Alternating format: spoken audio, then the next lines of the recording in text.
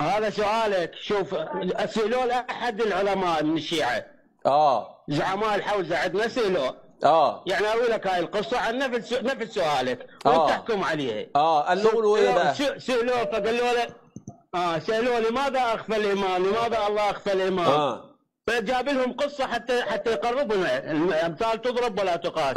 ماشي، قول لنا القصة اللي قالوها له يمكن نقتنع بيها، اتفضل. القصة إذا أحد اعطاك مصباح وكسرته، واعطاك مصباح ثاني وهم كسرته، واعطاك 11 مصباح وكسرته، 11 مصباح وكسرتهم. فايش سووا بالنتيجة بالنهاية؟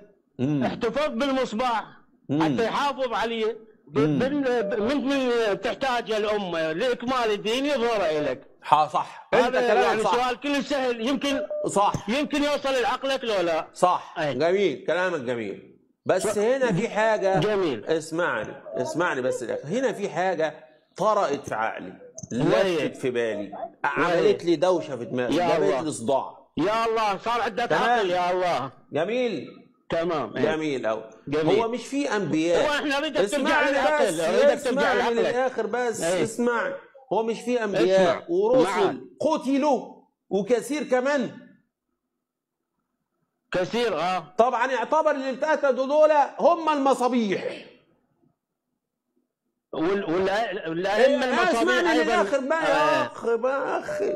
دلوقتي هنعتبر الانبياء والمرسلين الذين قتلوا اللي قتلهم قومهم دول برضه شويه مصابيح، تمام؟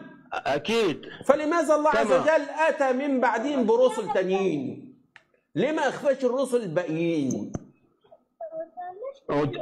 تفرض على رب العالمين، هو قال لك اخر الزمان. انت اللي بتقول قصه المصباح. انت تفرض على رب العالمين. شو اكيد؟ بص يا سيدي، روح افرك المصباح يمكن المهدي يطلع. افركه بس، افركه، امسحه يمكن يطلع. وتقول لي عقل؟ ده انتوا العقل في وادي وانتوا في وادي النطرون. عقل ايه يا عم؟ يقول لك اصل كسر 11 مصباح فهو اخفى المصباح ال 12، سابنا في الضلمه. سابنا في الضلمه، اخذ المصباح وسابنا في الضلمه.